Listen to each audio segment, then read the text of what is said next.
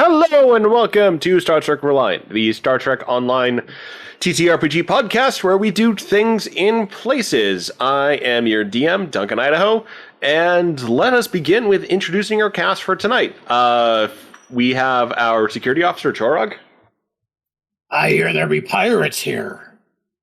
You've got our xenobiologist, Grawl. Yay, we've made it to Haven on the Trident Trail. Yay, nobody has died of dysentery yet. Yet. You still have, what, like a few hundred feet to go? Someone can try. Our other science officer, DB Wells, will be joining us shortly. We have our con officer, Kara Junrani. Good evening, ladies and gentlemen, and all those who fit into neither category. What number are we on again for this? I think we're on part 8. Welcome to part 8. We've got our XO and CMO, Eli O'Connor. Somebody help me, I've been shot in the dysentery. And we've got our chief engineer, Rick Tier. I thought dysentery was another word for distillery. A booze cruise can involve both. Just depends on where you go.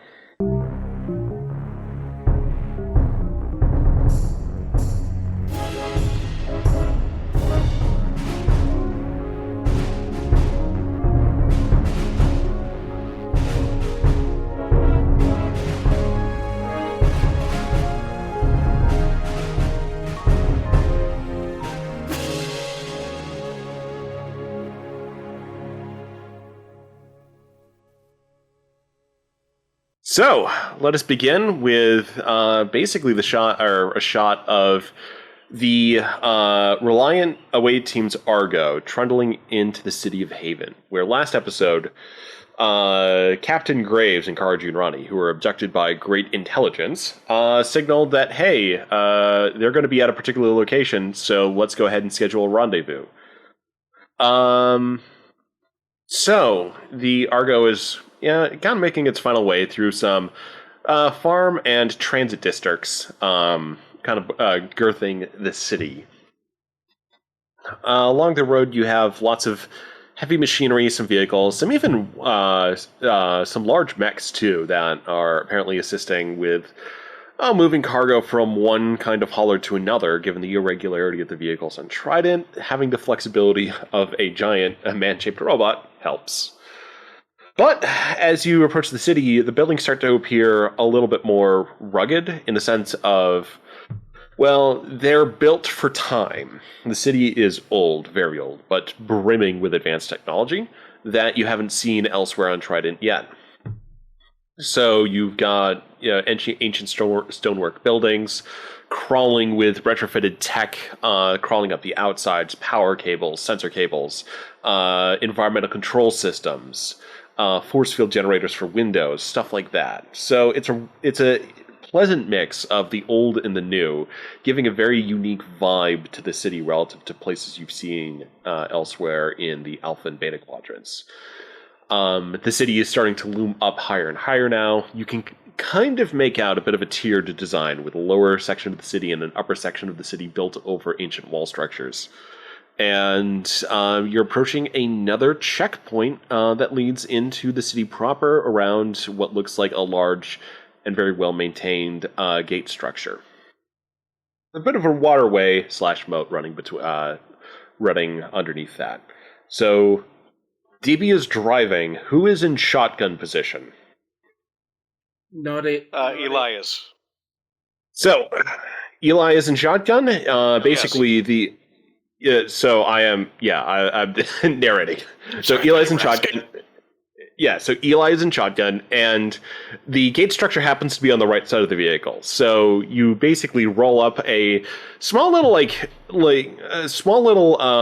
what appears to be booth on a mechanical arm, sort of raises itself or lowers itself to match roughly where the Argo's position is, and it opens up with a rugged-looking human operating the booth. He just takes a glance over the Argo and says, Right, entering Haven proper. Let's see. You've got your transit papers? We already went through a checkpoint. What's this? A second checkpoint? Yes, it is a second checkpoint just into the city. You've basically got the one in the wilderness, but this is the one that has a lot more traffic through it. Remember, the checkpoint that you had last time was bordering a wasteland. Basically there to check for bandits. This is where you actually have a proper customs inspection. All right. So yeah, say the thing again. So... No, just what he asked for. Just what he asked for.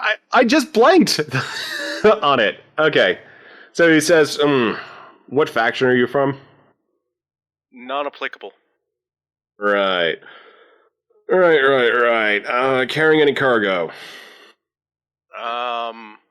He looks back.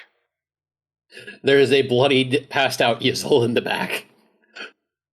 They take any... Did you guys store any ambrosia? Don't recall. I don't think so. Unless Setsa brought along a case, I think we're ambrosia free. What was that, Rick? I thought we might have, but I'm not sure. I mentioned it as a trade item. That's a holds up a keg of ambrosia. Pim looks over. I thought I drank that. Setsa slowly closes her arms around it. What? Mine. The guard looks down. So, what's that? For personal use. Yes, Oh. all for me. Okay, that's what it's for, but what is it? Just some ambrosia. We got some in Forty. Oh, that stuff. All good. We're not planning on selling it. It's all for me. Look, if Looks we at find you Pim passed out in an meaningfully. alley, just don't hug me, okay? Is that Pim or the guard? That was the guard. Okay. Wasn't quite sure. Okay. So the guard then says, all right, things seem to check out. If you need any medical attention, the Civic Centers now offer personalized medical services. If you are humans or close to humans, this will usually result in no fee. More exotic aliens may incur R&D costs associated with finding treatments. We endeavor to serve. And he just sort of gradually, casually just waves them on at that point. Looking to the next vehicle in line, which is a large tracked hauler of some sort. See, this is why I don't work government jobs. The guard just grumbles. Oh, I thought Pim was saying that after we'd left, so... As it's basically as you're like pulling along, the guard catches it. Yeah, you're able to now enter the city proper. Let's see, DB, if you can hear us, you will need to perform a con reason roll. I will, in that case, since it seems like he's still getting set up, I will go over to the drive and look up some information. Meanwhile, basically, for the people who are riding along, anything you want to do while I'm looking up some stats? I guess Rick will just be trying to see what he can do to pick up any kind of radio signal. You get plenty of them. A lot of AM signals, FM signals, some encrypted military signals, television signals, and a few satellite transmissions. Oh, certainly a lot to go through here. Can't even count them all. Trident is kind of a patchwork of technology. You've got places like Vorti, and then you've got places like this, where, in some cases, there's even things they can actually make. Well, we're going to have a hard time trying to narrow down where the captain and the rest of the where Kara is, just by the radio signals. Trying to pick one out of this mess is going to be...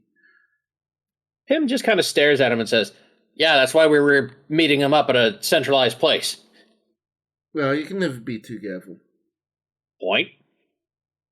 At this point, Pim digs around into his pocket and pulls something out that looks like a small container, which unfolds, and then unfolds again, and then unfolds again.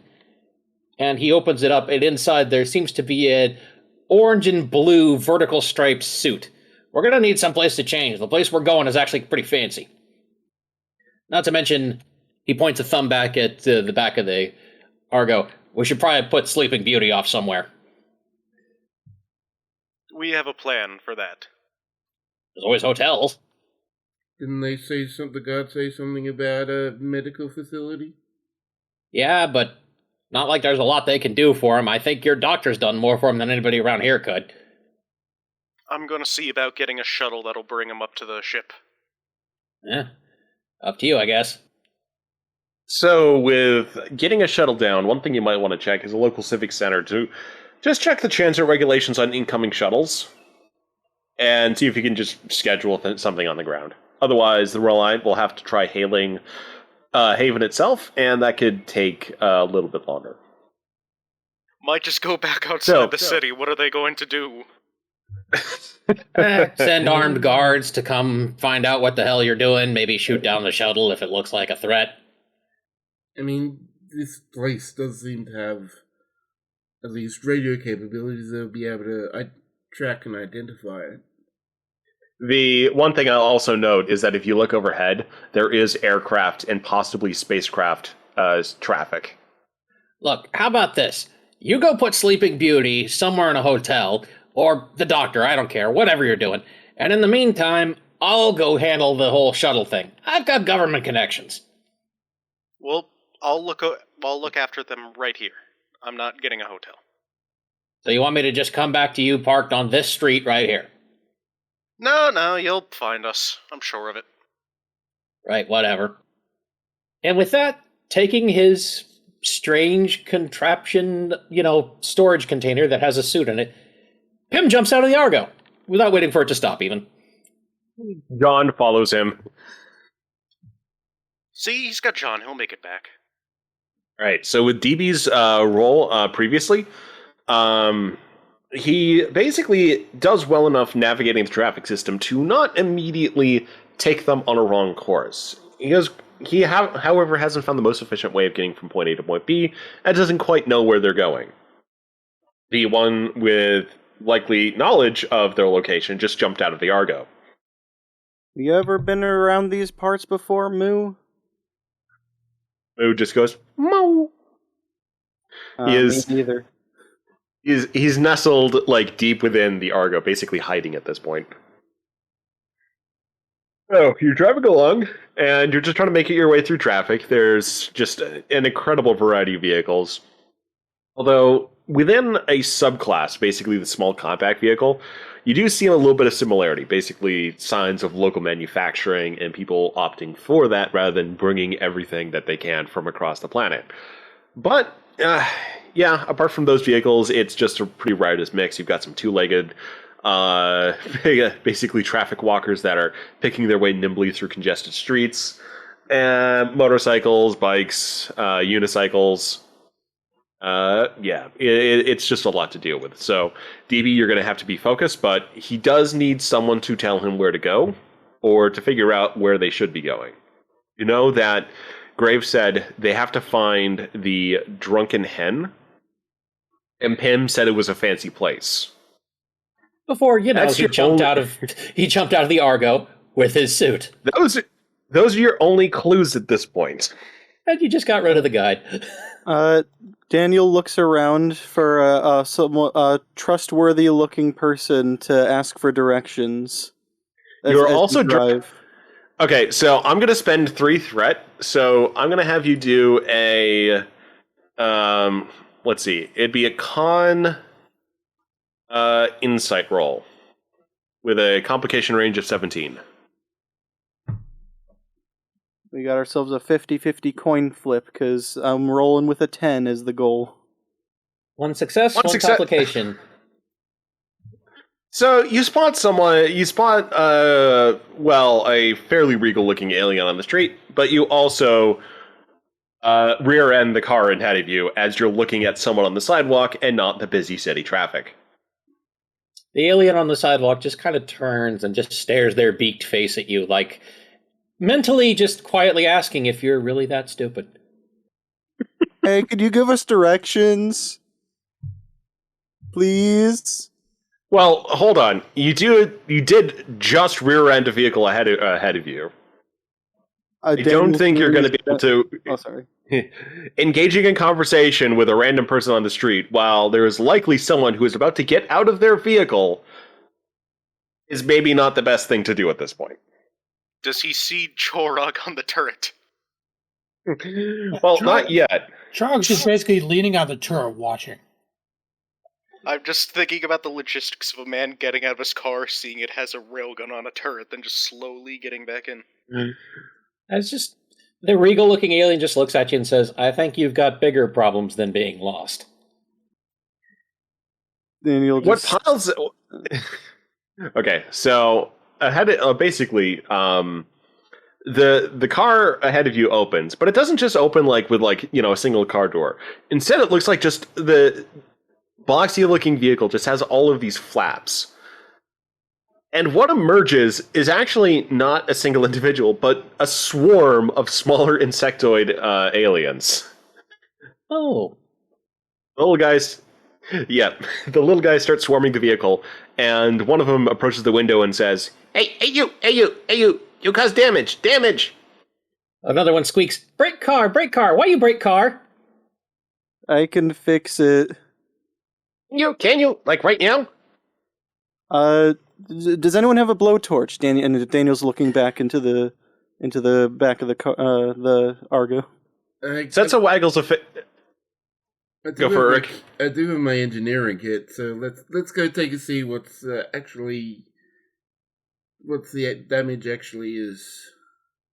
So you're fortunate enough that there is a parking lot to your right, so the two vehicles pull over that way, allowing Rick to have a look at the damage caused by the Argo on this unfortunate other vehicle. Meanwhile, there's a small colony of odd-numbered legged insects just kind of crawling over the Argo. Yeah, sorry about that. We're new in town. I'm not used to this. I'm not used to the traffic in the area. I'm gonna have to ask you to stop crawling on my vehicle. Yeah, you don't really get a response to that. Meanwhile, Chog is just standing there drumming his fingers on the barrel of the railgun. The little ones are very fascinated by the railgun, but in the sense of impressed, and they seem harmless, but at the same time, you just want to make sure you take care of them before you move on to something else. Clearly, their curiosity outweighs their concern about any violence. They may also not value the life of any one individual in the colony that highly. One of them's just looking straight into the barrel, just shouting and listening for its echo. So, Rick, go ahead and give a reason engineering roll and then a control engineering roll. And I am assisting. Okay. 1 dice for each of those for the assist. I'm just trying to think. I don't think any of my focuses will apply here. So let's see. I have let me take a look at that. Metalworking would apply. It's mechanical engineering with a metal vehicle. So you said reason and then control? Yep, reason. So it's figure out what to do, then do it. Okay. So yeah, I would say none of the focuses apply. Experimental technology is close, but yeah. Alright. This is 1 success from Rick and none from One DB. success from DB. Oh, because that 17 was that first one. Okay, so with one success, it takes you. Yeah, so it takes you a moment, but you eventually figure out that, okay, 1, you've got a pretty big dent in the back of the vehicle, but then 2, the question is, how do you remove the fender? And that does take a bit of work, because the thing is engineered at a different scale. So all of the little inputs, all the little tabs, they are much smaller than what you're used to dealing with. But once you're able to sort of translate yourself to thinking like these little guys in terms of their engineering, you're able to work out, okay, unscrew this, unscrew that, unbolt this, disconnect that, and you're able to get the rear bumper off so you can then smooth its metal surface. Fortunately, the understructure has not been damaged. You just need to basically fix the rear bumper of this squad vehicle. There doesn't appear to be any actual structural damage, but I do have to, obviously have to straighten this out for you. Good. Oh, good. Oh, good. You're doing good. And now the control check. Just double checking. If you use your phaser to like smooth out, like as a sort of like a torch, I would say a focus would apply. Okay, I'm gonna use using the phaser as a mechanical tool. Yes. We already have one success. You could always get 2 complications. And 2. 3 successes. So you're able to quickly straighten out the bumper and polish it up and get it back to its exact prior proportions. The little ones are impressed and they chitter as they're watching from the hood of the Argo as one group. They chitter their approval at the job well done. You're then able to reattach the bumper and their vehicle is good to go. Okay, everyone in. Late. Mistress be upset. Late. We forgive. Oh, before you guys drive off, we are trying to find a place. Do you think you could give us some directions? The avian-looking alien from before has been just leaning against the lamppost just watching all this and just says...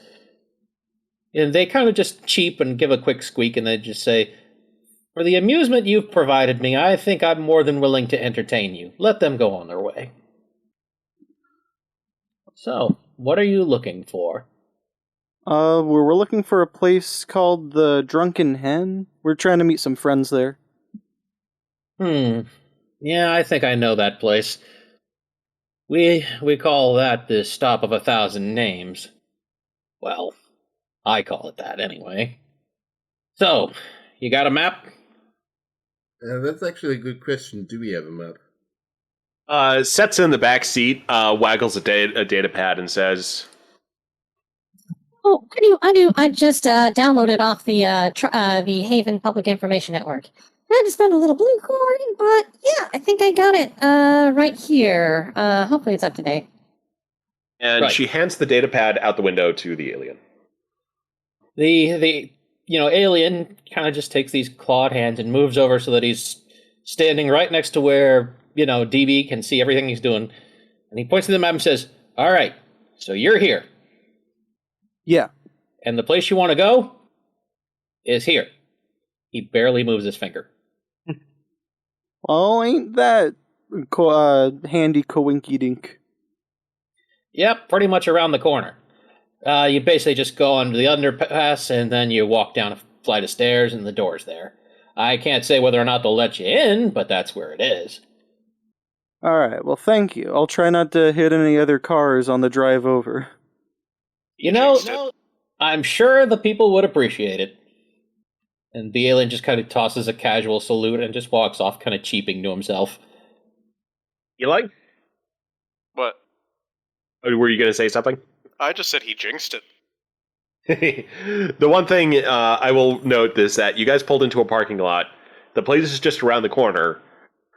And once you get around the corner, you'll have to figure out what to do with the Argo. Could just walk there. Yeah, we're already in a parking lot, screw it. Hence not hitting any cars.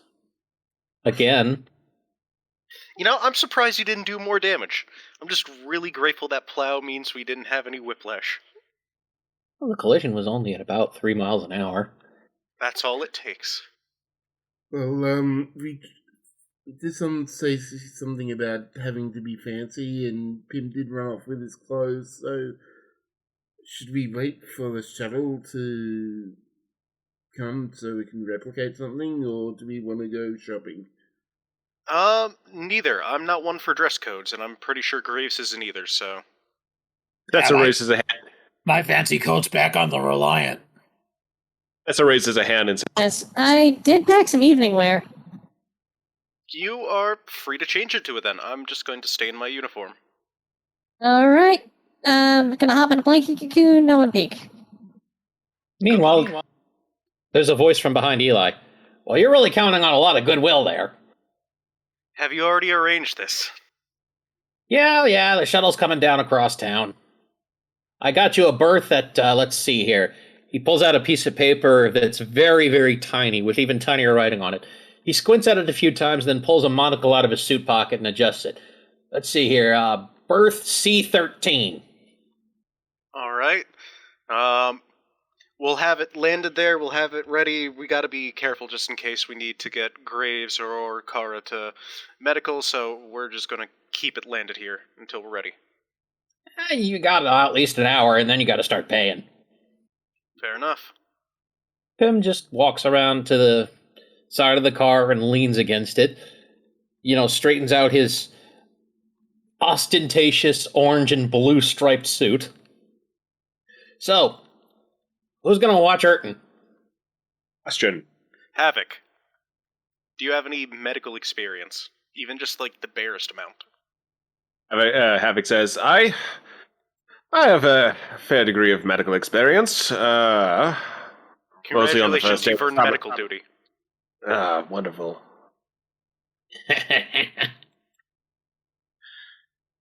Okay, so I do have a question for Pim. Out of character. Did John return with him? Oh, yeah, probably.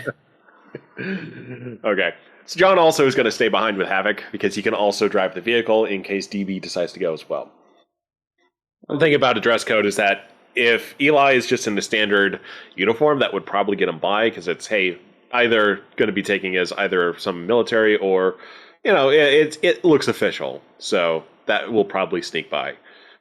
I'm not sure about a spacesuit, though. That will have to be negotiated at the door.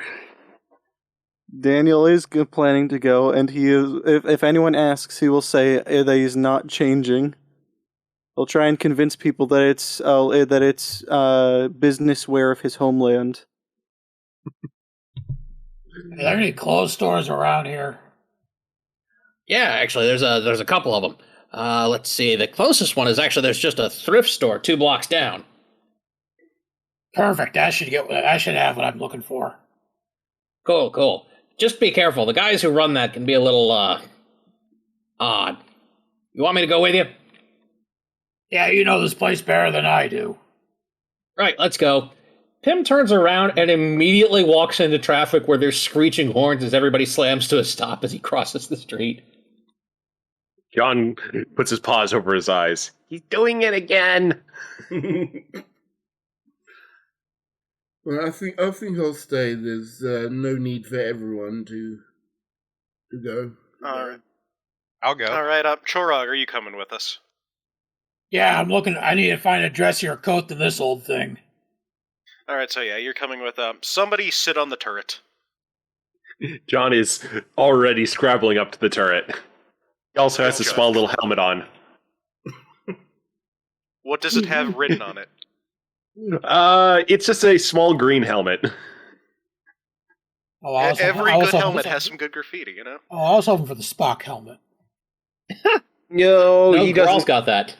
Grawl's got the Spock helmet. Grawl could sit up on the turret with him. Is Grawl going to go into the club or along to buy clothing? I was, but then again, the turret sounds fun. He could also squeeze up there with John. Currently, Rick is debating whether or not he should temporarily disable the railgun. John's trustworthy. He's been trusted with the Reliant button. Although I am slightly tempted to now retroactively make it an X-Wing helmet just because, but no, it's just going to be a standard military green helmet.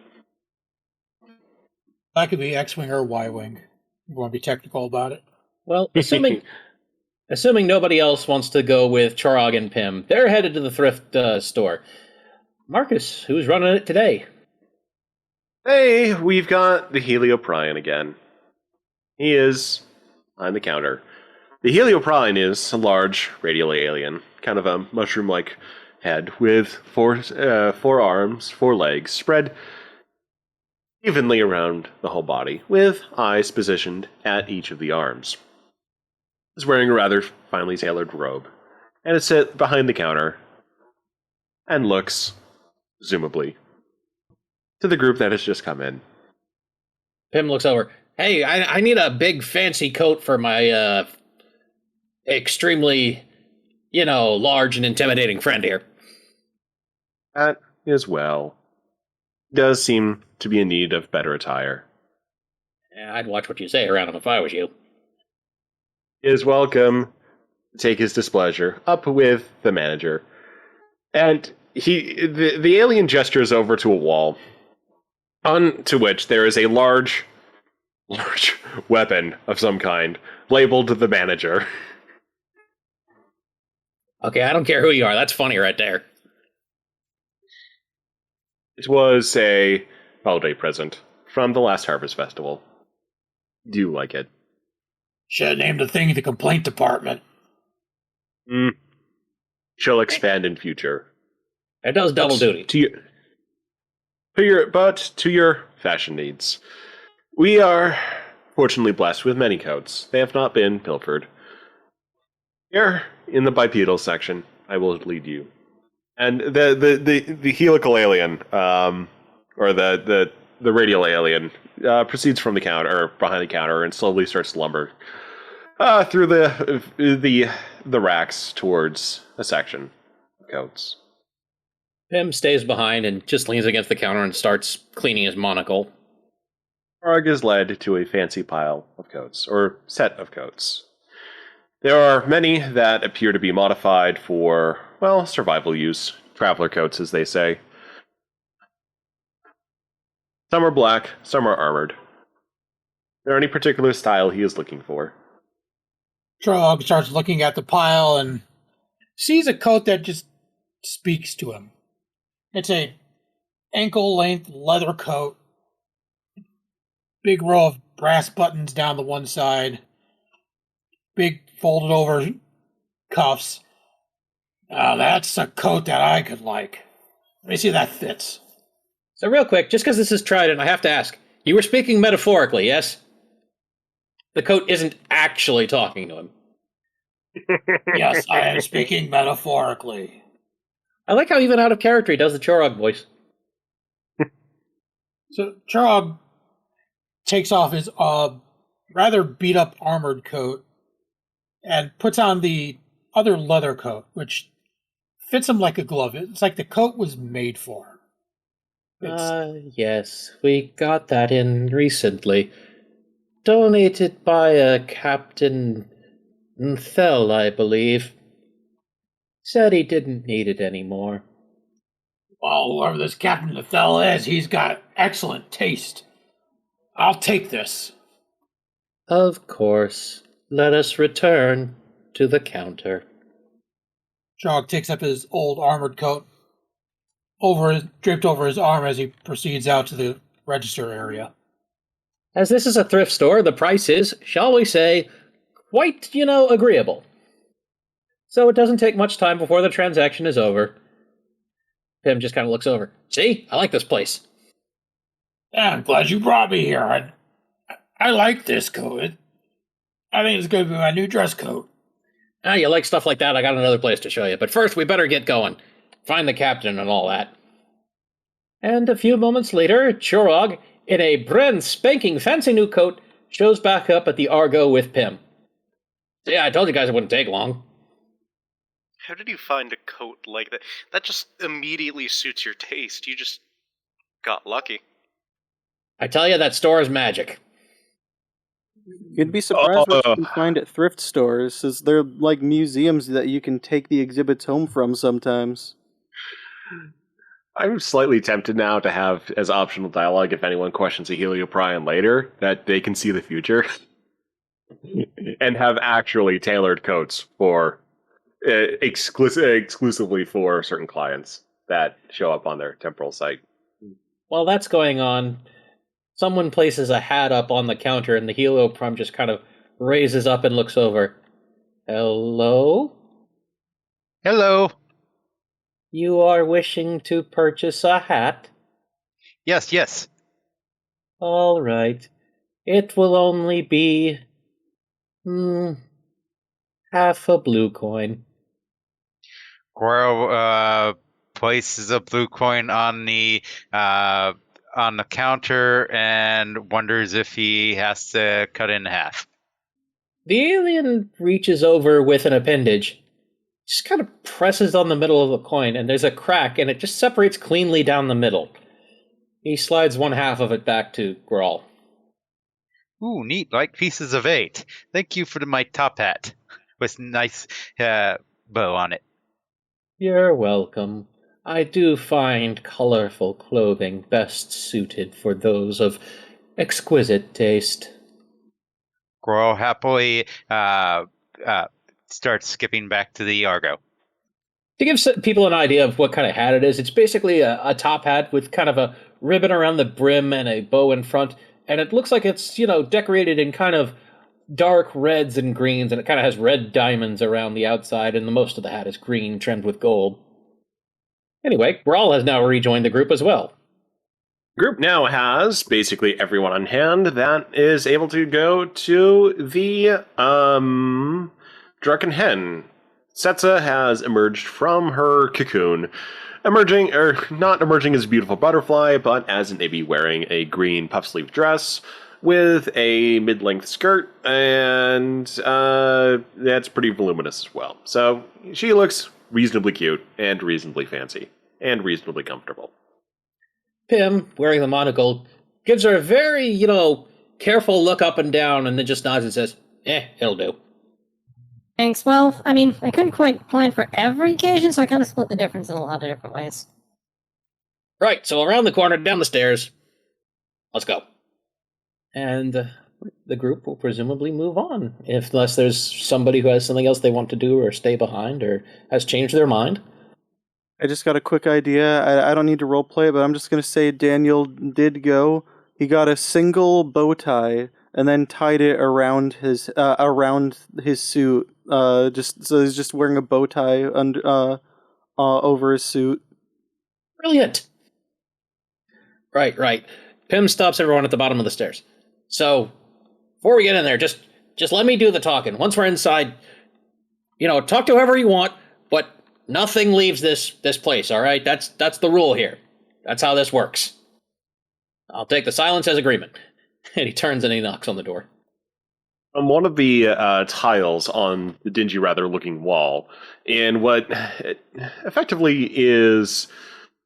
Well, it looks a bit like a sewer entrance, but at the same time, there's a suspicious lack of genuine grime. What you have is effectively a surface level, giving it more of an ambiance of industrial application rather than, being an actual industrial pit under an underpass.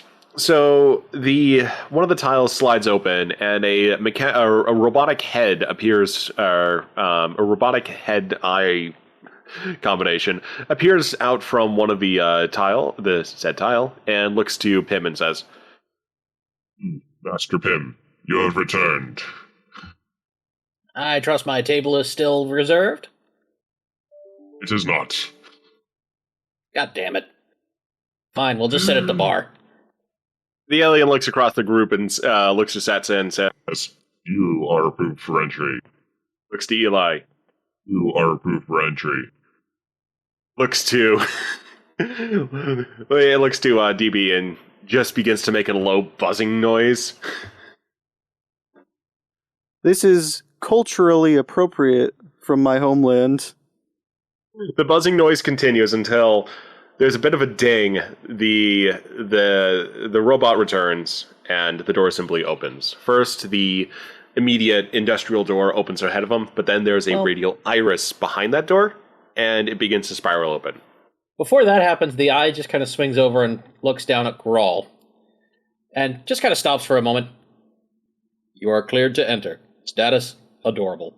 And the eye retracts back into the wall. Sorry for Grawl, and I had to make sure that... Well, yeah, we all have Grawl in there. Sorry about that. For shame.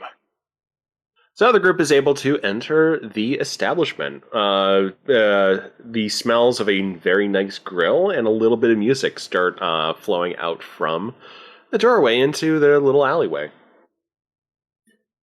A beam just scans over everyone as club. Most of the furniture and everything is in black. It's lit by, slight blue lighting, just enough to see what you're doing. Although at the front there is a stage with a piano and a woman on stage singing in front of an archaic microphone. There's a lot of acrid smoke in the air. You can probably count the number of drugs and opiates that everyone is currently into. This does seem like the sort of place where interesting deals happen and then nobody talks about them. Right, so... Inside security rolls. What do they look like again? We'll know if we see them, Eli says, looking around. So, inside security. Alright, time to finally open the drive, because I forgot until now. For everyone? Everyone who's there. Well, what do you know? Alright, inside, oof, and security. Also oof, but not as much. I was not expecting that outcome with my stats. I mean, DB did really well. It's the visor. Oh no. Exactly. Alright, so Churog, Grawl, and Eli. You aren't... I mean, you get the feeling that there's... you scan around, you don't see anyone immediately, but your impression in that is like, okay, I haven't seen them yet, not that they're definitely not here. It's just there's a lot going on right now. Eli, you notice the bar, and it looks like a very enticing bar set. GB, though, what you notice through the helmet visor, which, if you've upgraded it all, helps with perceiving things in low light scenarios, or, you're just more comfortable trying to spot things through that visor. You see what looks like a very large tardigrade sitting by himself at a far booth. Daniel just kind of looks around, decides to lightly elbow whoever's closest to him and point. For comedy's sake, I'm going to say that it's Pim. And Pim looks over, follows the pointing to see where he's looking, to see the giant tardigrade in armor, and screams and ducks for cover. Eli's trance is broken, looks over, what the fuck? Warlord Basha, get down! Who? Wait, hold on a second. Calm yourself, who? Warlord Bosho, the conqueror of the 7 armies, the most feared warrior across Trident. Where? Eli says, looking. Daniel is still pointing. Eli follows the point. Wait, that's tardigrade, though. Yes, that's Lord Bosho. Churog looks over like, looks like a giant versus a John, if you ask me. Did John come? Wait, no, he's on the turret. Shit. No, John's not there yet. I didn't know they could get that big. I had some inkling of that idea, but never seen it personally. Think we ought to go over and introduce ourselves? Pim pokes his head up. He's not shooting yet. I guess that's a good sign. You know what? Knowing Captain Graves, I imagine that he befriended Tardigrade. If not, I guess, well, dig a nice grave for me. Will do, buddy. And Daniel starts walking over. If he is dead too, he can't dig the grave. Pim just kind of looks over, panicked, and says, "I'll join you in a few minutes. Warm him up for me." I hope he just still doesn't remember the thing. Eli walks over. So the tardigrade is kind of like, he's looking forward, but you notice his head bob every now and then. You realize you don't really know if tardigrade's eyes are open or closed. Hello, sir, Mr. Wait, Miss. We heard your name was Bosho. Is that right? The tardigrade continues to nap. Eli face palms. Hello. He's asleep. Well, yeah, that's why I said hello in that way. Well, you didn't snap your fingers. Usually when you do that, you snap your fingers. It's hello. You want me to wake him up? Please don't. At the snapping of fingers, Bosho just bolts upright, just flails around and just goes and falls backwards. Oomph. See, I told you it's all in the finger snap. You try snapping in these things, and Daniel tries in the shows by snapping in the suit, and it just makes fabric noises. Listen, if you want to snap, then there's some metal plates you could use. Bosho returns upright, holding his sword out. Ah, yes. Hello. You have a sword, I see. Yes, I have sword. Why do you wake the great and terrible Mocho? Hi, have you seen our friends? He says, taking out the picture on a pad and just holding it out. I may, or I might not. Who be you? I'm his first officer. Do you know any pirates? I know one, and he's right there, but, he's also part of the crew, so... Most suspicious. Most suspicious. Do you know any pirates? That's a good question. If you're asking me, do you? Know of pirate? Well, Sure, there's, smash pirate. There's pirates here. Bosho is carefully eyeing up the group. We're friends with other tardigrades, if that counts for anything. Bosho is still quite suspicious. Eli sighs and swipes a picture of him and Graves together, probably after a night of drinking. Does that help? Go ahead and give me a presence command roll. Oh boy, oh boy. I would like to help since I'm also talking. I'll give you a separate presence command roll. Oh, okay. And none of my focuses would help me. I'm on my own. All by myself. 3 successes from Eli. So basically, you hold out the picture and then also kind of do a little bit of the same pose. Bosho looks between the picture, looks to DB, says, You feel right. I think you, friend. I greet you in ceremonial tardigrade greeting. and he just clambers around the table and just gives Eli a really big hug. Eli hugs back, thankful he's not being torn to shred by claws, as he's read in other reports. There's a female Bosho. and slightly sardonic voice that goes, "Aww." Bosho says, We have to be careful because there are pirates. And they are not nice. Or we don't think they are nice. Well, Also- I think you need to introduce me to these pirates. They may introduce themselves. But I will say, your captain and your Kara friend are not dead. Okay, They're that is alive. a relief. That is a big relief. They are nearby, and he's like reading a card that has been written for him, and he says, I am to verify that you are who you say you are, and then I am to lead you over to that other table where they are kind of hiding.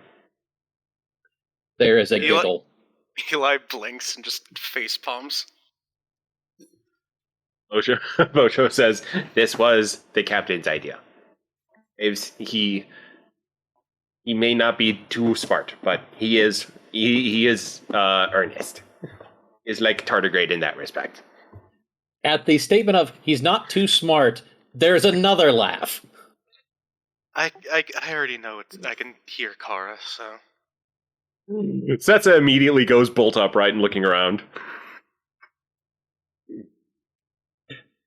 From like a table 2 tables over, where it looks like there are 3 drunken aliens just kind of passed out asleep on it, Kara crawls from under the table and says, "Yo." That's a Eeps. Kara stands up and brushes herself off. He is give me a fitness security roll. Oh lord, let me open my sheet. While rolling is happening, I just want to say, at this point, Daniel just kind of pats Eli on the back and says, "Don't worry, I can dig you a grave some other time." 1 success. You're only digging your Success. own right now, Daniel. You're only digging your own right now. Kara is the recipient of a ballistic hug from Setsa. She basically leaps with full force into a really tight hug. She does not fall over. It is a very near thing, however. Eli Kara goes, turns- I'm heavier than normal, can't balance. Eli sighs and turns around and goes over to Kara. visually inspecting her and immediately, the arm I gave you, what? Yeah, about that. She holds out both hands, and while the dress covers almost all of her body, nothing covers her hands, and both of them are now metal. Whose ass do I have to kick? I'm not sure, but I would reckon it's probably Speaker Arun. Alright, I will kick their ass. I would like you to give me a once-over before then. There have been some unfortunate things. She reaches up and pulls aside her dress, showing off her shoulder. It's been spreading. Okay, yeah, we have a shuttle coming down to transport one of our other friends that was injured, so yeah, you're coming to the sick bay for a whole once-over, and where's Graves? I thought he was right under there with me, but I guess he wasn't. Lately, he's, and she just kind of looks around and says, between you and me, he's having his own issues right now. Okay, so he's going to sick bay too then, I'm guessing. Yes. Graves is walking, comes around the corner, looks at the group, and says, "Oh, I just had to use the restroom real quick. Hi there." Yo, Graves. Fitness security. While that's happening, Ryuji can either be at the table with them or basically walking around. It's kind of up to Ryuji, where he has situated himself for this reunion plan. Ryuji is behind Graves. He All right, guarded the door while he was using the bathroom. Alright, so... Oh, geez. Security's good. Marcus is not great on the fitness, though. Welcome to my world. 2 successes. Marcus is not even surprised by the hug, but manages to keep himself quite upright as Setsa launches at him. Setsa is just sort of like babbling, like she was babbling before with Kara, especially during the showing off the shoulders, and now she's babbling again, and Marcus is just patting her hair, and just says, "It's all right, Jibby. It's all right. So good to see you. Good to see you all. We're all right, but yeah, we definitely need to get checked out in sick bay." Yeah, we're extracting at once. Is the big guy behind you with you, or is he just, waiting for you to move out of the way after leaving the bathroom too? Well, he's the one that broke us out of the slammer, and he's been with us ever since. No, not Bosho, the other one. He points the big, tall, man with fox ears and tails. Yeah. That's Ryuji. He's been with us since Vorty. He's the one who helps make sure that we don't go back in the slammer. Yep. Yeah, good start. Ryuji, want to come with? Well, I haven't gotten paid yet, so yes. All right. Ryuji will need payment, but he's very particular about the kind, so we'll also be seeing to that when we're back on Reliant. I take it we're flying back on shuttle? Yeah, transporters are kind of finicky here. All right. Yeah, I thought so. Bosho waves a hand. How many people fit on shuttle? Enough people. Oh, good. I got friend. He reaches over to the table where it looked like there was a drunk guy asleep, and he just kind of lifts him up, and John Doe, the former Shamsun soldier, just kind of deadly and quietly just kind of looks around. Maybe I should have told them to send the runabout. Oh, what about the Argo, sir? You just can't leave it. We're not. We're going to keep a team down here, secure a place in this city while we investigate. I'm going to take them back up, and I'm eventually going to come back down. All right, yeah. I'll take charge of the Argo then. About that, we actually have a hostel we've got a room at. And we've got our own vehicle. She reaches into her bag and pulls out her machine gun. And weapons! Okay. We've been busy. So yeah, well, we brought the Argo, and we armored it up. Awesome. Where's this hostel of yours? Not too far. We will have to do a pretty long walk to get it, or a short drive. We're just going to go to the Argo and get to the extraction point. All right, but she looks around the corner and sees Pim's head poking out. Is he with you? He's with us, yes. Okay. Well, we'll get Nervous Nelly over there, who looks like a local, to lead the people who stay behind back to the hostel so that they don't have to sit at the spaceport. All right, and like I said, Chorog's going to be in charge of the away team until I return. Let's get you guys back up to the ship and check all this out. Kara gives Chorog a thumbs up, says, "Knock him dead, big guy. Literally, if need be." Like you need to ask. We brought a railgun, so. You've been collecting new weapons without me? All I've got is a machine gun. Well, you've been collecting friends, it looks like. Point. But you got one too. She points over at where Pym is peeking out. Yeah, technically we have two, but one also needs to go to sickbay, so. Hey, don't forget Moo. How could we forget about Moo? I can't believe I forgot about Moo. I'm a monster. What's a moo? You'll love them. It's a thing that goes moo. Of course. Why did I even ask? Right. So can we go? Yeah, to the Argo. Marcus looks down and says, "All right, Setsa, we got to get walking. You have to detach. Setsa." I can carry her, Ryuji says. No. Pym waves from across the bar. I've still got a trank dart. Marcus shrugs and sets her, kind of repositions himself and sets in and starts giving her a piggyback ride out. Yeah, we better go before we start drawing unwanted attention. I think we're long past that. Let's just get to a defensible position and skedaddle. Osho nods, and just instinctively he just draws his sword and is holding it upright as they walk out. Ryuji also draws his sword and holds it at the ready as he holds the rear. God fucking damn it. Chog draws his pistol and starts leading the group out to the Argo. This is Why this is the everyone least pulling stealthy weapons? character I have ever made that is supposed to be stealthy. Eli sighs and draws his pistol too. So the roll you just made, is that for That's for someone who Mr. could be following? Who is trying to watch them from a distance and has failed somehow. John waves to Mr. Ska. There are arachnid blinks and a hesitant wave back. Who are you waving John at, John? says, No, wait, Bosho says, That is a pirate. He tried to follow us, but we have surprised him. We do not think he will be trouble, but he may report on our movements. Send him to the other side of the city, if you would. That will take some time. You can't just, do a jump? Jumping is only not far distance. Only in old places can we do a big jumpy. Well, is there a locked door you could put him behind? Bosho back over to where Mr. Ska is and begins dragging him to the bathroom. Good luck, Eli says, as, they're just getting out of the bar, armed and ready. Does Mr. Ska do anything?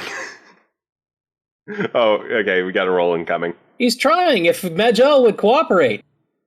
It didn't do the target thing. Actually, he does, and he resists quite well and presumably gets away. Zippery. And Bosho is a rather slow boy when he's not in full battle mode. So Bosho sighs and scurries back after the group. It's about time he succeeded at something. I feel bad for him. Chog sees for folks, the spider thing, and is that one of the pirates? Aye. Interesting. and as a note, because this episode may go out before I get to publishing the other one, we did have a little bit of a mini-sode with some pirates, and folks who are just listening to this episode when it goes live, they might not have listened to that one yet, so we may want to introduce the pirates as we are getting to them. Also for Baz, too. Yeah, Just to let everybody know, this was a large arachnid sort of alien who kind of has, large pincer claws and everything, who is just very good at blending back into the gloom. Or at least, he's supposed to be. He has not succeeded well so far, so stay tuned for the mini-sode. Unfortunately, it is currently the middle of the day, so it's kind of bright out. Or it would be outside, but inside the club, it's very dark.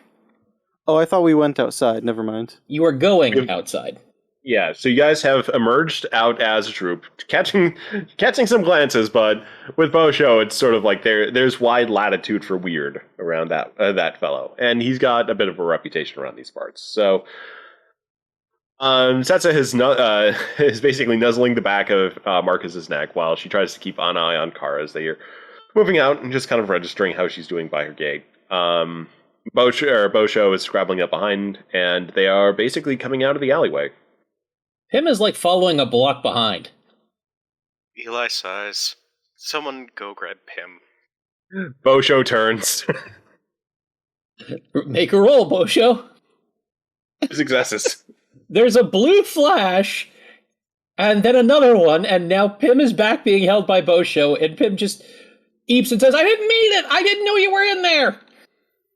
Do not worry, I have not forgotten. Oh, gods! Bosho. Sorry, you Go. first. Okay. Oh, you first. No, please, I insist. Oh, damn it. I think he forgot what he was going to say. Well, Bosho basically is just leading. He doesn't elaborate any further. He is just leading Pim on towards the with the rest of the group. He doesn't know where the Argo is. He's just following Eli. And It should be Torok. noted at this point that Bosho is now, with two arms, basically dragging two people along with him. Two? John Doe as well. Oh, that's right. Well, if anybody could handle it, it's him. I mean, he's still got two free arms. Tardigrade strong. Yep, so they basically, unless something happens, head back to the Argo. Before they get back there, Rick just sort of like while they're waiting asks. It was Goral and John who's there up on the turret. Who do you reckon we'll see first around the corner? I think we will see Eli first, as he knows where the Argo is. At about that time, stomping around the corner, comes a giant armored tardigrade, dragging Pim with his left hand, and another man dressed in a blue uniform in his right. Well, actually, he's wearing a surprisingly fancy-looking orange leather jacket. John just puts his arms out and is just making the cutest little tardigrade grasp that you can possibly imagine as he sees a large tardigrade in battle armor walking out. There is a sword wave, and more stomping towards the Argo. John is like, he needs to reboot. His brain has entered a lock cycle. He has seen the senpai of senpais, and he has noticed him. After that, around the corner comes the rest of the group in no particular order. Well, that's an entrance. Graves waves. Hey, everyone. How goes? Kara's looking up and down the Argo and at all the people and everything and says, you know what, I'm glad we have another vehicle. We'll all fit. Yeah, we're gonna have to crowd in at least till we get back to your place. Or ride on the Bosho will have to... Yeah, Bosho will gonna have to ride on the trailer, though. Kara looks in the back to where Erton is passed out. What, am I supposed to sit on this? Please don't sit on them. They are in a delicate medical state. That's a nod and says, That's Erton, and yeah, he's had a bit of a neurochemical hormonal system issue. It's unique to his species, so we need to get him some help. Get them some help. Pim, still struggling to get away from Bosho, says, yeah, he's had a minor psychotic break. Bit beyond that, but yeah. Well, Kari, you're right on top of the cannon. What the hell, why not? She climbs on top and basically just straddles the cannon. Pim is still, or John is still rebooting. Bosho goes over, picks John up, clearing the space for someone else to take the turret, and then squeezes inside the Argo. Alright, so, Bosho and, the mercenary man, I forget what did you say his name was, Graves? Ryuji. Bosho and Ryuji will stay down here to show everyone to the base of operations we'll be setting up. Does that mean I gotta come up? Pim says suddenly. You can if you want.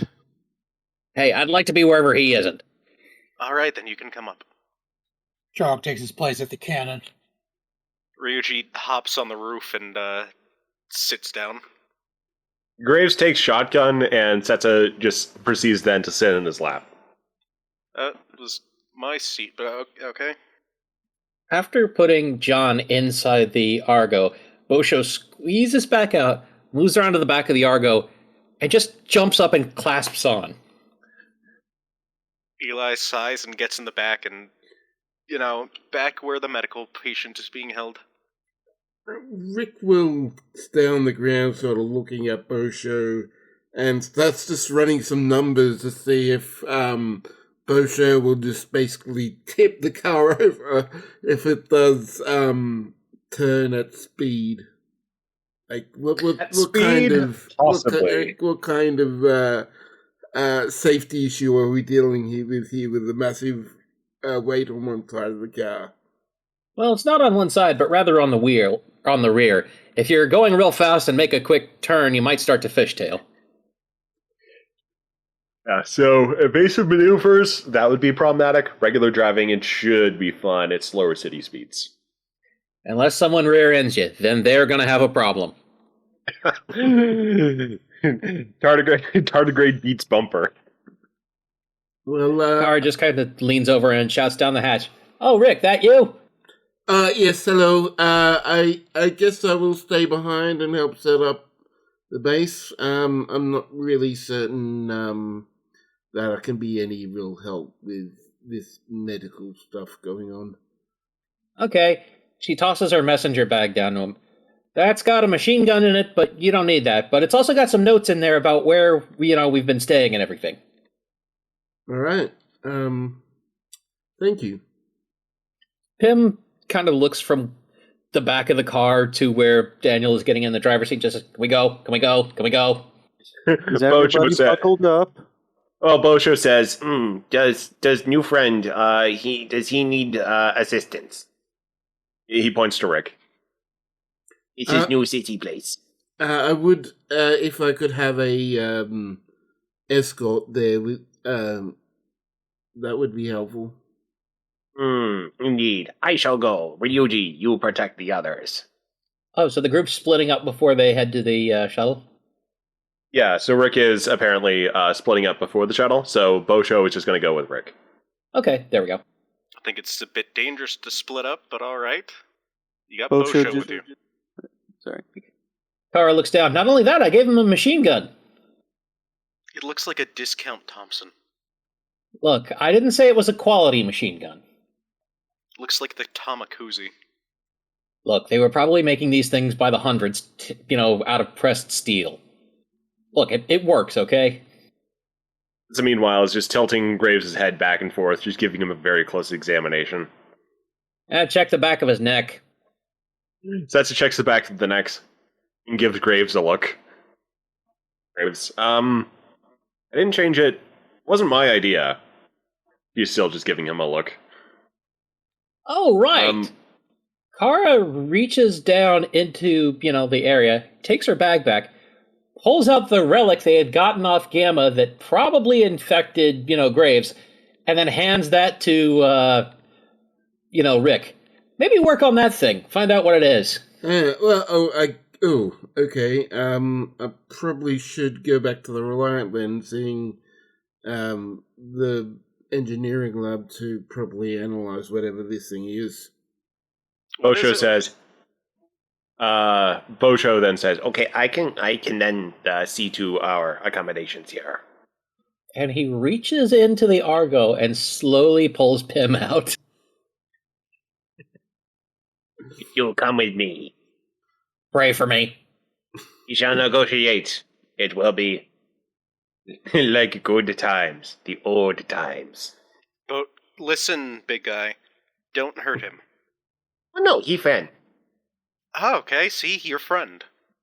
The sad man in the orange jacket just says, "Prayers won't work. I tried." Yeah, that one may need counseling. Ryuji goes over to John Doe and asks, "Who you praying to?"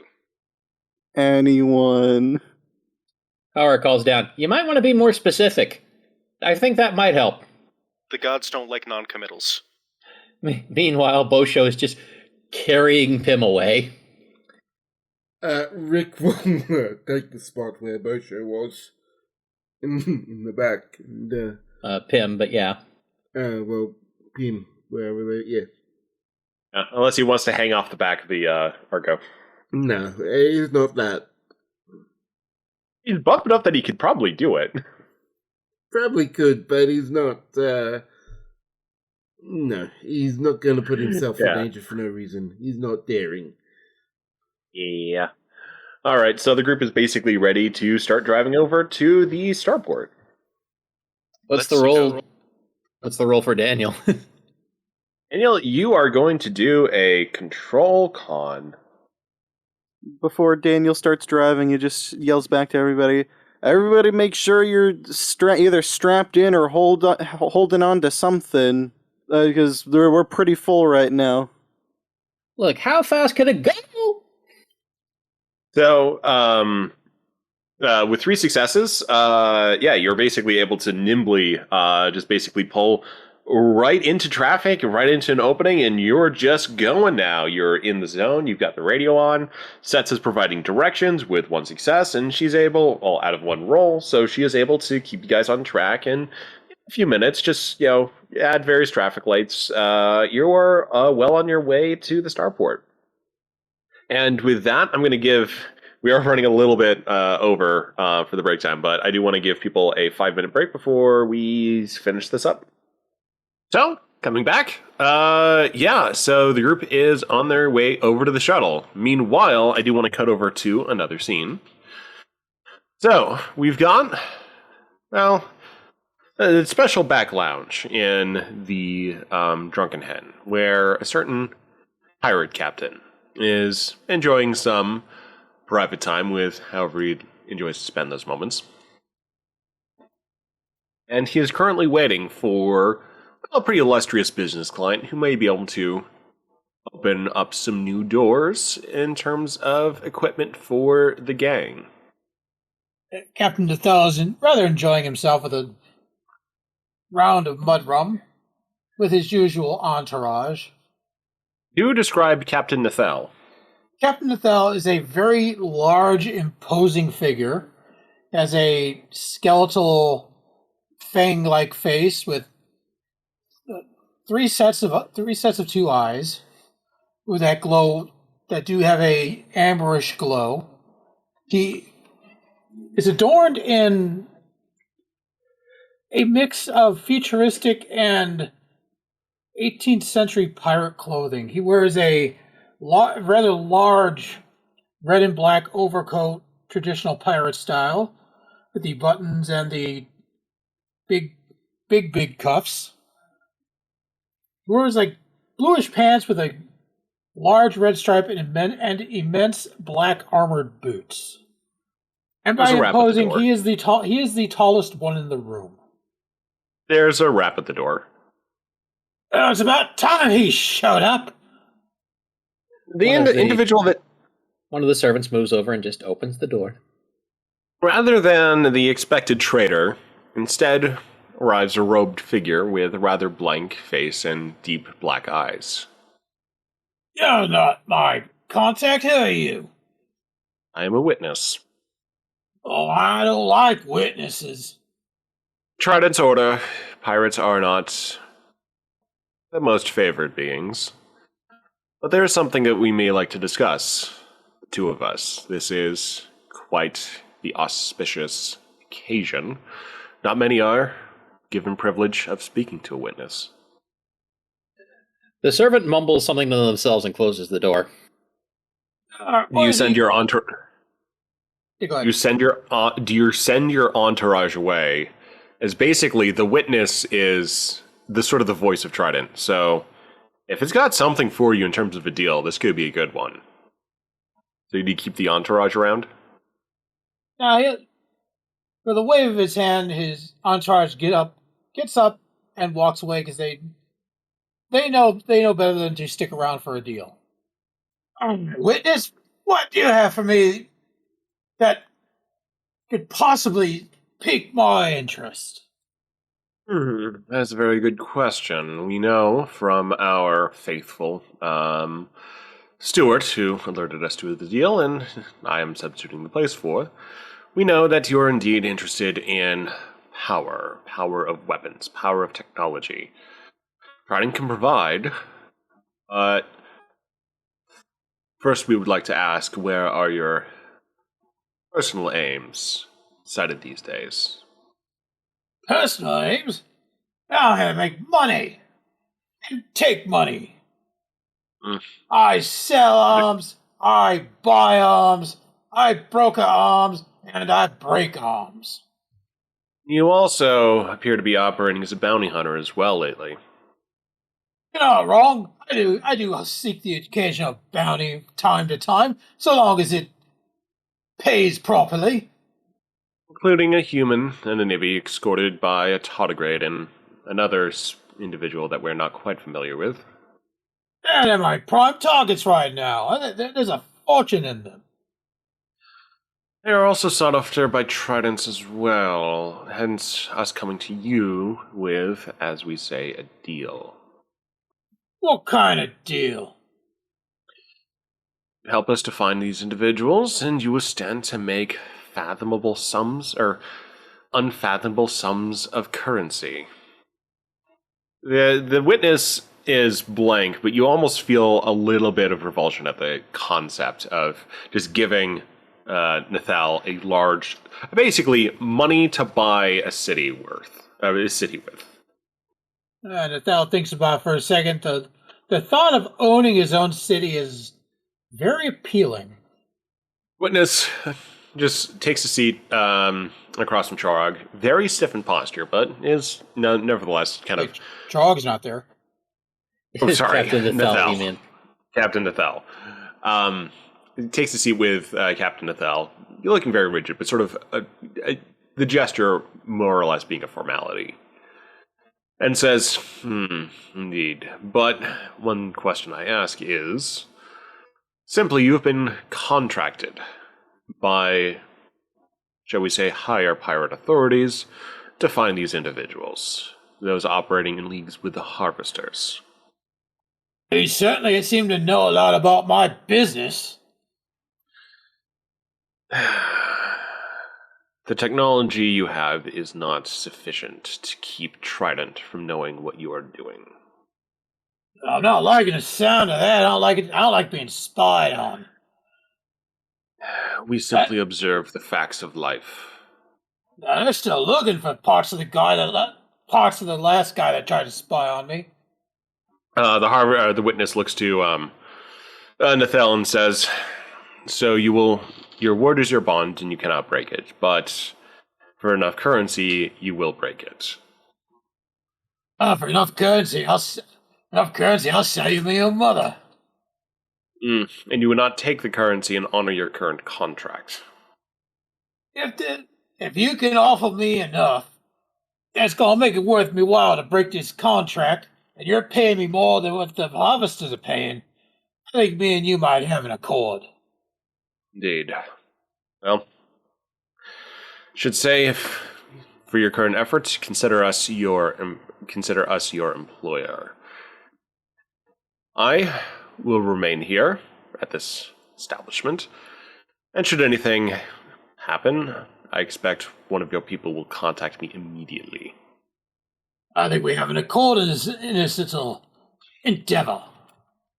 Indeed. All right. The witness then says, you have 4 days. If they are not found in that time, we will begin to forcefully examine the city. Their individuals will be here sooner than that to help expedite matters. And I'll remain here, and you will contact me when there has been a development.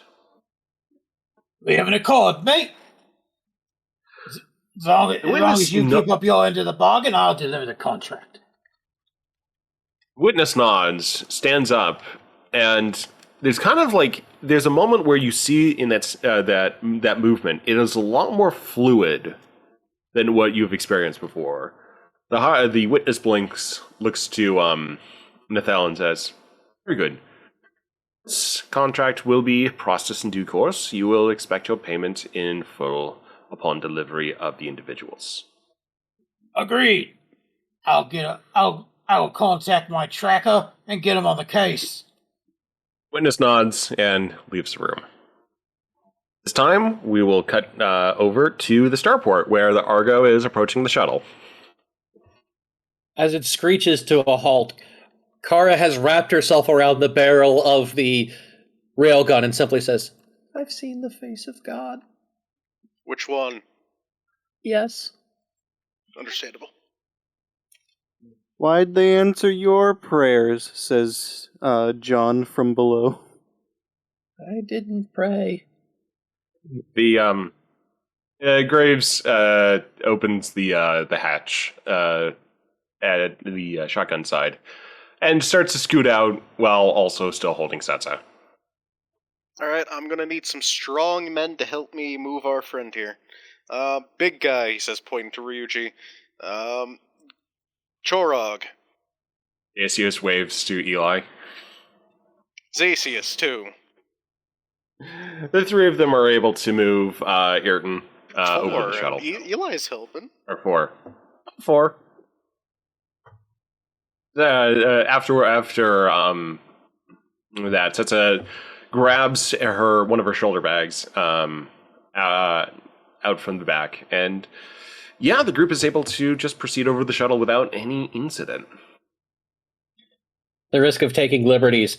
When Kara doesn't move, eventually Chorog just goes over and takes the whole railgun off the car with Kara and puts it in the shuttle. What? The car's staying down here, though. Keep the gun on it. What? Chorog then proceeds to just kind of shake the railgun a little bit and slips it out from Kara's fixed arms and reattaches it. Come on, let go. Kara, Security blanket. I could do with some context about, well, what is ever's going on, where you found this, you saw it happened, whatever's going on with your arm, and what it had to do with it, if anything. It had nothing to do with it, so far as I know. We found that afterward when we were escaping. I think it did something to Graves, and I can't tell you a whole lot about it because we just found it in a room. Although, the doctor said something about it maybe being conclave. Zacius, he snaps his fingers. Zacius looks to the device, rolls it around in his hand, and says, "It's conclave, and this isn't a grenade. I think I know what it could be." Enlighten us. And your boy there, his cybernetics have changed, correct? We'll have to see to the... And his personality. He was walking around outside Vorti without a coat, and he wasn't cold. Zacius overheard the conversation earlier about Havoc or Graves and the back of his neck changing slightly, and says, "Indeed, the back of his neck looks to have taken on a shimmering blue, like conclave battle metal. Should say this might be a battle metal. Should say this is probably an implant injector. Don't know what type though." All right. I think that's more of a me thing to look at than engineering. Well, we're probably just going to find an empty syringe, effectively. Rick Tier may be able to gain a little bit of insight into, say, its age, its manufacture, that kind of thing. You should, if it is... What this contained is... If it is an injector, then we should be able to figure out, where it is on his neck, what the implant does. Well, the implant in question is basically Graves had his in a past episode, Setsa assimilated Graves when she was having trouble with her own cybernetics. So Graves has actually been an XB since then. His cybernetics have just been relegated to a small set of plates on the back of his neck. But those were Borg metal before, straight black. These are now a sort of a dark blue. And there's a little bit more of a contour to them. And a little bit more of an edge. And Kara has babbled about him doing strange things. So effectively... Sorry. So the question is simply, anything medical is going to be in Graves at this point. Anything engineering is going to be in the ejector. All right. Kara, do you have a phaser right now? No. All right.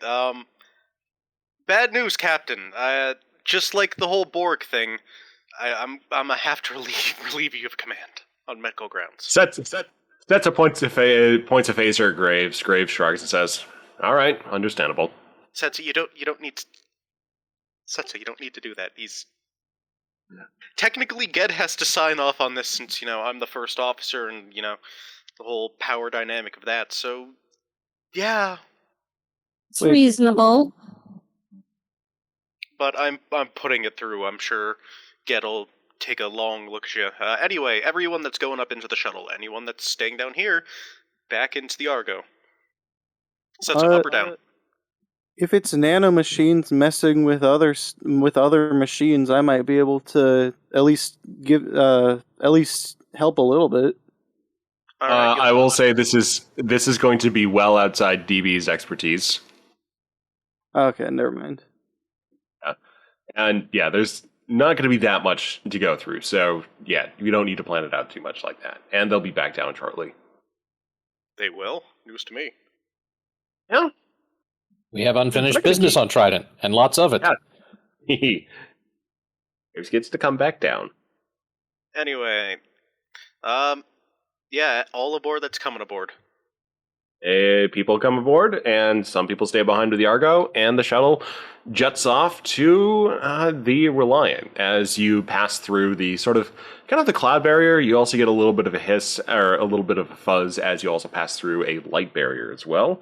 And you're now in the sort of the sickly yellow of Trident space, with the Reliant basically keeping a very close station to minimize the time the shuttle has in the open. From the outside, it's clear that it's had better times. It's covered with some scorch marks and some shiny new replacement plating in places. Well, looks like repairs are mostly done. Graves looks to Eli and says, "Repairs?" We kicked the door in. Right. To get here. How badly did the door kick back? They more like, as we were kicking the door, opened the door, and, Three Stooges shenanigans. If that's a good analogy for you.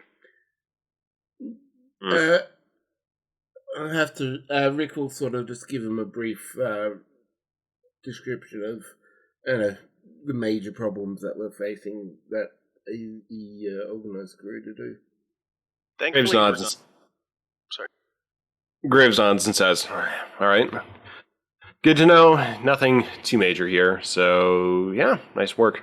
Thankfully, we are staying out of sight and out of mind of anything by running on the lowest power we can using some very old power stuff. It's hard to explain. It's like a dark mode, along with some other stuff.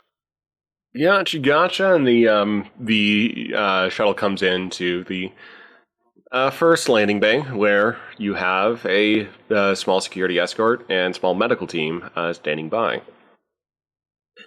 Kara is taken into medical custody, and she just says, "Oh, come on!" You can walk of your own free will. Come on, we're going. Eli says, leading the way. Need to fix. Must fix Kara. Yes, we're going to.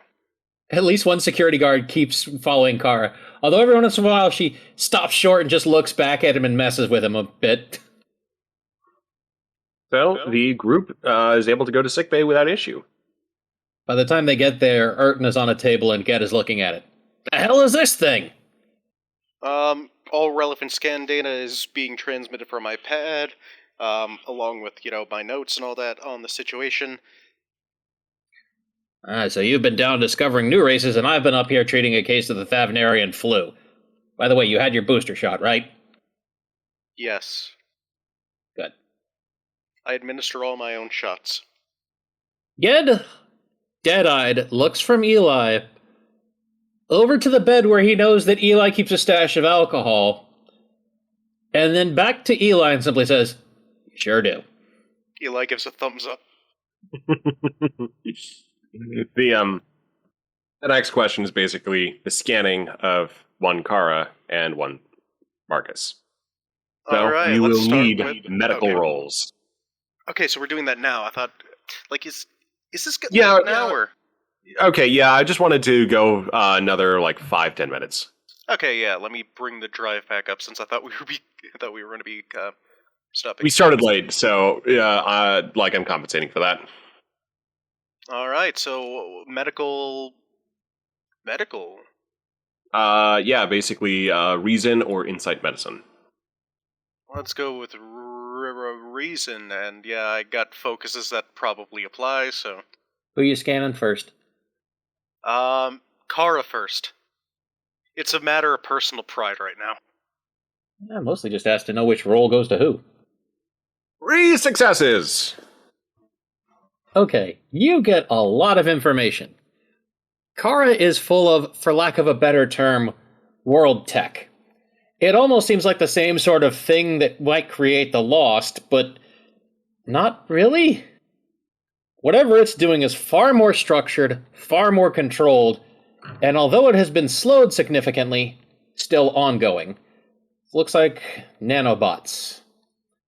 It's always goddamn nanobots. All right. Not sure if an EMP would be sufficient enough to stop this going on. Now, at the same point, it could be. Kara wanna just risk kind of it, gives him a look. Do you want to be entirely metal, or do you want me to stop it? She looks down at herself. Well, given how much of me is currently machine, I know I don't really want you to hit me with an EMP. I mean, it's just your it's more than just her arms, isn't it? Ged nods. You can't really direct those. I mean, technically we could. She gives a huff and just looks at him. Look, you already said it's nanobots. Can't you do something like that? You do something with Borg. Yeah, this is an entirely different beast, but I'm still going to figure something out for this. I could reverse the polarity. Hopefully that shuts them off. Strap All right. Kara to the main deflector.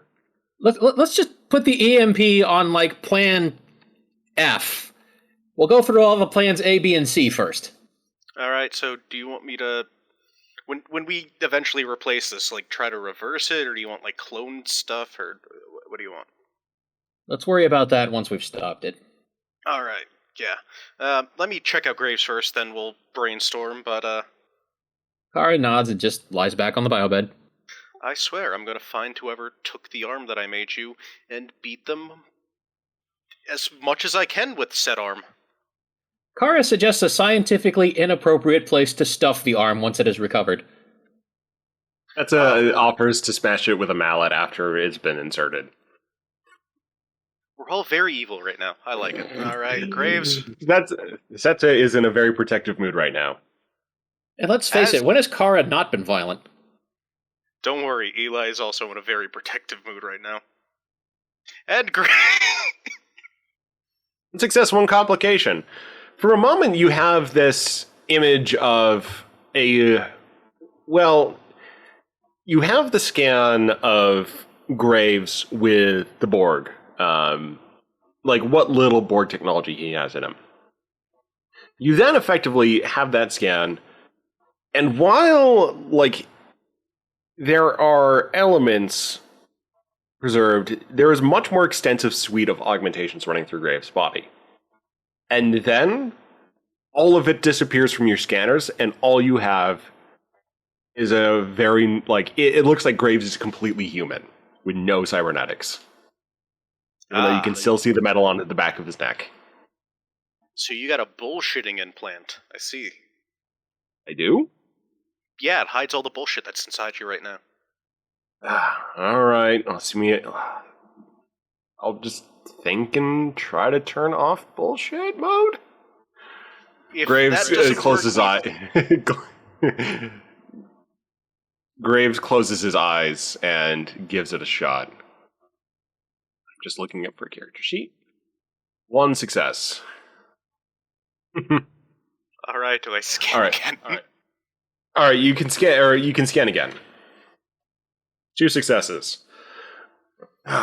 You still don't get a great picture. Like, basically, there is still a bit of a scattering field, but you are between Graves concentrating, which probably didn't do a whole lot, but with a more focused scan, you're able to pick up that he has an extensive suite of augmentations through the body.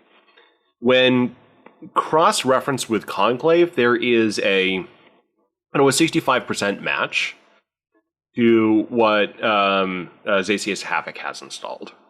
So, given that it's from a very different source and given the scattering field, it's a reasonable conclusion that, he has been given a full suite of Conclave implants. Though notably, you never have had this trouble with Havoc's scans, even when he was initially taken prisoner. This is concerning. How concerning? Eli puts the data on a pad and turns it to Graves, starting to point things out. You see all this? This isn't good. Is it like... It's not going to kill you, but it's just... Okay. That's what I was worried about. For one, Command might frown on it a lot, because, here's you, and here's Havoc's. Mm-hmm. Yeah, no, that's still... Look. I see the squiggly lines. We might have to cut this out, but Graves, make sure you've checked your DMs. I have checked the GMs, and I will approve that last line. Okay, thank you. Oh god, what is it? See? I'm scared. It's good. Alright. It's going to be a reason to move Graves back down to the planet. While all the scanning is going on, Eli's comm badge beeps. Hello? Captain O'Connor, this is Kieran. Are you alone? I can be. Give me a minute. Setsa, watch after them for a minute. Setsa waves her phaser and says, I will, although I think Ed will be able to handle anything these two can dish at him. I know. Eli says, and he goes to step into his office, closing the door behind him. After he does so, the monitor on his desk turns on, and the face of a young Ibby man takes it up and says, Captain O'Connor, there might be a problem. Let me guess, there's a virus, isn't there? Worse. I am detecting a second AI on board the Reliant. And with that is much worse. Does anyone want to have any final scenes? I have one. Okay, and with that, we're going to call that the end of the official episode, and then open the floor up to scenes. But I like that as a good closing moment. So we can keep rolling a little bit afterwards, but I did want to take the opportunity to say thanks everyone for joining us. And if you want to get in contact, email us starbase@reliantugc.com. And the floor is now open for final scenes. If anybody else wants to go first, I just need a minute. Okay, I guess nobody else is going first. Okay, so back all the way back where everyone from Reliant originally beamed down. The nice camp that has been set up has, been built up. It's been walled off. It's defensive. It looks very nice and classical. It's got wooden things in the center of it. Wooden things. Yeah, Palisade walls. Palisade walls. Thank you. It was escaping my brain. Palisade wall set up. It's got fortifications dug in, and at the center stands Checkers. He is conducting trade, too much trade. Why have you left him alone back here? You utter fools. He's building an empire. The village of Cargotopia. Cargonia, thank you. Sorry. Cargonia.